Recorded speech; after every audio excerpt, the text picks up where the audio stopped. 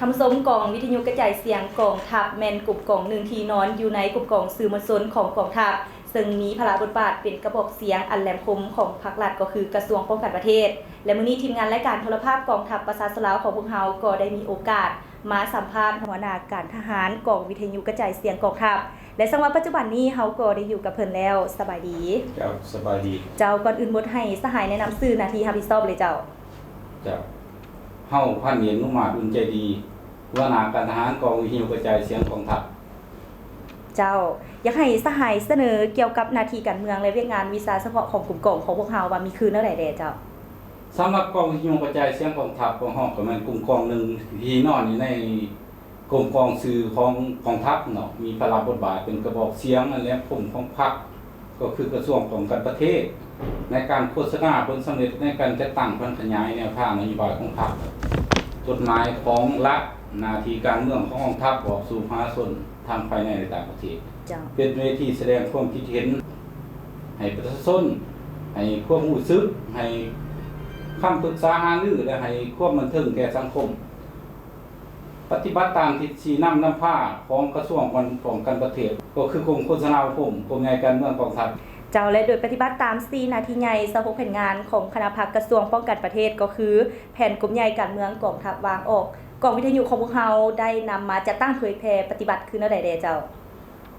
โดยทำการชี้นำอย่างใกล้ชิดทิศแท้จากคณะนำกระทรวงป้องกันประเทศกรมใหญ่การเมืองกองทัพก็คือกรมโฆษณาคมกรมใหญ่การเมืองกองทัพที่ผ่านมาก็คือปัจจุบันคณะพรรคคณะบัญชากองวิทยุกระจายเสียงกองทัพของเฮาได้เป็นเจ้าการยกสูงความรับผิดชอบในหน้าที่การเมืองของตนเขาในการศึกษาข้อมูลการเมืองนำพาแนวคิดให้พนักงานสัมสิทธิ์พรรคนักพบในตัวกรมกองให้มีความผู้เชื่อมซึมอย่างลึกซึ้งต่อแนวทางนโยบายของพรรคมีสติตื่นตัวปฏิบัติระเบียบกฎหมายของรัฐขอกำหนดกฎระเบียบของกองทัพมีความรับผิดชอบสูงต่อหน้าที่วิชาเฉพาะในกรมกองของตนเองสูงใส่โฆษณาผลสำเร็จในการจัดตั้งพันธยายเนื้อในจิตใจมติกองสุนใหญ่ครั้งที่11ของพรรคเขาในการปกปักรักษาและสร้างสาพัฒนาประเทศชาติการควบคุมสุขยุ่งขบวน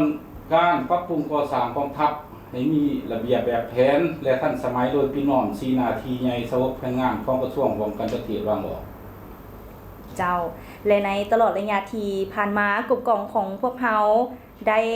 มีผลงานใดๆที่พ้นเด่นเจ้าเวียงงานที่พ้นเล่นในระยะผ่านมากลุ่มกองของเฮาเลยลงเก็บกรรมผลงานการเคลื่อนไหวของบุคคลกลุ่มกองร่วมมูมาผลิตเป็นข่าวเป็นบทสารคดีบทมุ่นเสื้อบทเบียกีคนเล่นครอบครัวตัวแบบนักพบวัฒนธรรมกลุ่มกองวัฒนธรรมปรับปรุงก่อสร้างหน่วยพักปลอดใช้สิ่งแข็งนั่งแน่นกอง3ปอดและการเคลื่อนไหวด้านต่างๆของบรรดากลุ่มกองกำลังหลวงกำลังท้องถิ่นเนื่องในโอกาสวันสำคัญต่างๆของชาติของพรรคของกองทัพโดยเฉพาะได้นำเสนอผลงานคำนำตอน3วันประวัติศาสตร์ของศาสตร์ของพรรคในปี2025ออกอากาศทางสถานีวิทยุ FM 99.7 เมกะเฮิรตซ์และ Facebook และ YouTube ของสถานีอย่างมีเนื้อในสมบูรณ์สามารถตอบสนองข้อมูลข่าวสารที่เป็นประโยชน์ให้แก่ผู้ชมผู้ฟังได้เลยครับเพิ่มนิยมชมชอบจากสังคมโดยดีตลอดมาเฉพาะผลงานที่พ้นเด่นในปี2024กองวิทยุกระจายเสียงกองทัพของเราสามารถเขียนข่าวได้ 1,581 ข่าวบท305บทตรวจแก้ข่าวได้ 7,124 ข่าวบท671 บทรายการเป้าหมายมี23รายการออกอากาศทั้งหมด 3,789 เทื่อรายการบันเทิงมีทั้งหมด24รายการออกอากาศทั้งหมด 4,968 เทื่อรายการข่าวภายในต่างประเทศภาคข่าว FM 1,008 เทื่อรายการอ่านข่าว 8,138 ข่าวบท868บทข่าว AM นี่มี240เทื่อรายการอ่านข่าวได้ 3,576 ข่าวบทเลย240บทเปิดคอลัมน์วันสำคัญต่างๆ 5,538 ครั้งเปิดสปอตโฆษณา 7,069 ครั้ง อินเทอร์เน็ตในเว็บไซต์ได้ลงข่าวภาพทั้ง Facebook 1,535 ครั้งตารางข่าวเพื่อนร่วมงานได้รับข่าวทั้ง WhatsApp 4,342 ข่าว เจ้า 8 บทรับข่าวทั้งอีเมลนี่ 1,447 ข่าวสำหรับเทคนิคห้องส่งในเครือข่ายนี่ได้ประจำการห้องส่งนี่8,064 ชั่วโมงอุ่นจักรไฟฟ้าน้ำให้เครื่องทรงสังแก๊สไฟฟ้านี่